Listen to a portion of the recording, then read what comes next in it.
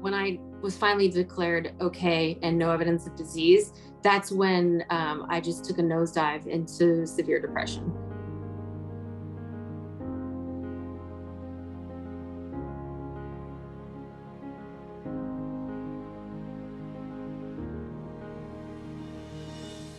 The kids sang me "Happy No More Chemo" to mommy. Happy no more chemo to mommy. Happy no more chemo to mommy. Woo! Mom, make a wish. But my doctor said, you're in complete remission. You need to go on a vacation. And I just sort of thought, what? Like I just didn't, I wasn't feeling well. I felt really beat up. I didn't feel right. I thought something wasn't right.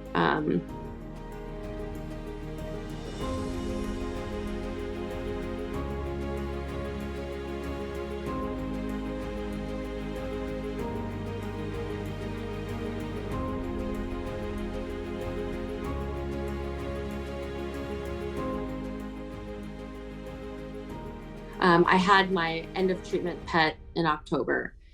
So within a month, I felt a pea-sized lump. And my doctor said, well, let's just sort of keep an eye on it. And if it's still growing or if it's still there, then, in 2 weeks, we'll kind of talk about what to do next. So that was sort of around the holidays. And in my mind, I kind of knew that wasn't right. Like a person who's just had cancer and now feels something really similar in the area right where you already had cancer. On some level, I was like, this isn't going to be good. But I accepted that sort of decision and that email because I think, let me just give myself 2 more weeks with the holidays to enjoy before I have to face the reality that I'm relapsing. Like I I allowed that sort of timing of things to happen, even though I knew that it wasn't right. That I needed to sort of advocate. And so, but then just getting diagnosed with the relapse was tough. My doctor was, once the PET was positive, she was like a fierce advocate for me. She, we started with interventional radiology with like an ultrasound, fine needle aspiration, I think, which they don't usually like in Hodgkin's because the cells are really big. So if you get a fine needle aspiration and it's negative, you don't necessarily know, is it negative because there's really no cancer there, or is it negative because we just stabbed the tissue next to it and we missed the cancer cells? So that's kind of part of the issue with the biopsies. So the FNA was negative, but we didn't believe it because of the PET scan. So then the next thing we went for, the stuff that was lighting up here was lighting up the least, even though it was the most accessible. And the stuff that was lighting up more brightly was deeper in my chest. So I ended up having to get a bronchoscopy with endobronchial ultrasound guided biopsy. But they put a camera in through your airway and they biopsy through your airway. And I think I was intubated and had general sedation at that time, which was scary because that's the first time I'd been under general anesthesia, if you can believe it or not. But then the relapse, got diagnosed and I had to have thoracic surgery, like robotic assisted thoracic surgery.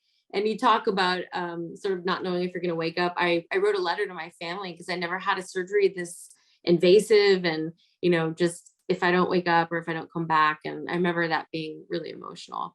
But yeah, the relapse was just like a combination of shock and then things moved quickly. I was referred to the local transplant center, bone marrow transplant center, and started having appointments and the BMT doctors, bone marrow transplant doctors, started working with my hematology oncology doctor to make a plan. And I started therapy pretty quickly because I was feeling so poorly. My doctor advocated for me to start brentuximab, which is the therapy that I took as soon as possible because I felt this left-sided upper chest wheezing. She said, once I got diagnosed, like the sooner you can start therapy, you'll just start feeling better. Yeah. So I started therapy pretty quickly. So I felt like I didn't even have time to think about everything. It just happened so fast. So there was a little bit of discussion about should it be brentuximab alone versus brentuximab with something called ICE, which is one of the regimens that can be used for relapse refractory, kind of leading into transplant. But my thinking had already started to shift a little bit. Like initially, I was, I felt, yeah, slam it with everything up front. And then I felt the cumulative effects of 6 months of that. And I was given an option of brentuximab alone and then repet after a couple of cycles of that to see did that work well enough. And if it didn't, then get something else versus just upfront, getting the hard stuff like ICE plus brentuximab. And I thought, oh, brentuximab alone, yes, please. I knew it was a targeted therapy, and which meant that you're still going to have some side effects, but like you could, your hair could continue growing back, and you didn't need. I didn't need a lot of like pre-meds before my infusions, and so that meant I could think better. But I was able to think pretty well on brentuximab alone. And the first infusion that I got, I called my mom on the way home and I said, oh, this is nothing. It's like saline. It's like no big deal at all. And that was after one infusion. And then I started getting more of the infusions. And then like the hives came on my elbows and I started having really bad joint pains. Like I'm an old lady. And nausea, vomiting, and diarrhea. Not a ton of nausea, vomiting, like nowhere near the first time, but there was a lot of stooling, like pooping. Like I was, the first. I called it chemo cholera. So yeah, so those are some of the side effects, but way more manageable. I started off with Imodium, and then I was taking a lot of ibuprofen, like high doses, and Tylenol, and kind of alternating. And I was doing creams. And when that didn't work, I was doing Zyrtec, an antihistamine. And then we started talking about, should we do prednisone? And I ended up on pain medication, like more serious pain medication. But yeah, taking pain medication regularly for a couple months, like even if it's just low dose, regularly taking it exactly as prescribed and tapering off of it exactly as you're told. It's not fun coming off of it. It's very uncomfortable. So yeah, but I was so uncomfortable with the joint pains by the time I was getting the infusions every week, and the side effects were really starting to add up. And so I just kind of weighed the options and knew that I needed something stronger. So I had my PET, and it was confusing because it wasn't no evidence of disease, and it wasn't complete remission. It was sort of questionable partial remission. So the compromise that we came up with was, instead of doing ICE, there's a way to kind of collect your stem cells, an old school way that uses a chemotherapy instead of what most people do now, which is the GCSF injections. And so, or Neupogen is what some people might know it under that name. And so that's typically what people use, but they said, because we don't know, and there's a question that maybe you had a partial response, and this is the old way that we used to use before we did Neupogen anyway, we're going to give you cyclophosphamide as part of your cell collection process going into transplant. So I had another huge slug of chemo down at Stanford. And that was tough. I ended up having my first like really serious complication from chemo, which was hemorrhagic cystitis, which is basically peeing blood for about 2 weeks and blood clots. And it was really, really awful. Like every time I went to the restroom, it was like like having a baby crown, like I think I should have gone to the hospital. Now that I'm able to step back and look at it, the amount of pain that I was in, and things that my family was saying, like my son at one point said, I think you're getting better because you're screaming a little bit less when you pee. And so, going back, I sort of wished that maybe I had gone to the hospital, but in COVID, it's such a hard thing to figure out. Should you expose yourself to everything in the hospital or not? So the transplant was amazing. Even now, I'm in total awe of the whole thing. It was probably one of the most physically grueling things I've ever been through, but also one of the most beautiful. It was a really sort of emotional, transformational experience, and also really scary. When I got home, the first day that I was discharged, I sort of thought like, are they really gonna let me out of here? Because I'm a hot mess still. But they really do try to get you out of the hospital as soon as possible. And I think part of that's just you'll do better at home. Um, but it was hard. I was still really very sick. One of the drugs that I got for preparation for my transplant was called melphalan, and the nausea vomiting with that drug can be pretty bad. And for me, it was since I'm already a sensitive nausea vomiting person anyway.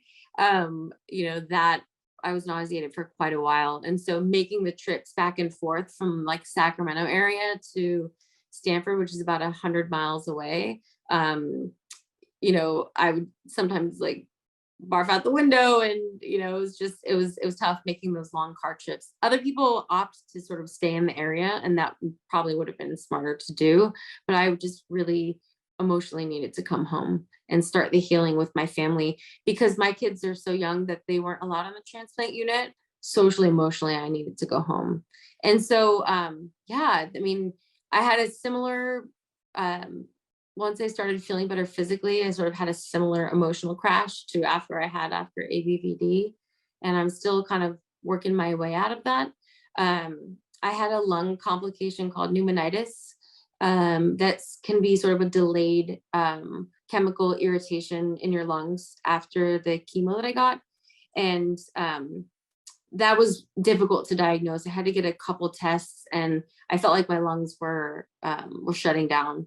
And I had pulmonary function tests that confirmed that that was the case, that there was a really big drop in my lung function from just right before the transplant. So I got treatment started very promptly, which is high dose steroids. And so within a couple days, I was able to breathe much better. But the steroids they have side effects. And for me, emotionally, first I was kind of manic and reorganizing drawers and just feeling, and then I felt really depressed, with the steroids. For me, cancer it's been terrifying since the beginning, and I think part of what I've been dealing with lately, even now, just trying to communicate with my medical team, is that sometimes I feel the irritation from questions that I'm asking. I don't want to make anybody feel like I'm telling them what to do or telling them how to do their job. And so I call it, I always try to be the Goldilocks of patients, like not too much, not too little, but just right, And so that, yeah, it's a difficult balance to strike. And when I first brought up about my relapse, about the potential for relapse, like what I really felt should have happened right away is, oh, there's a lump. Why don't you come in like soon so I can feel it and document it and order the scan?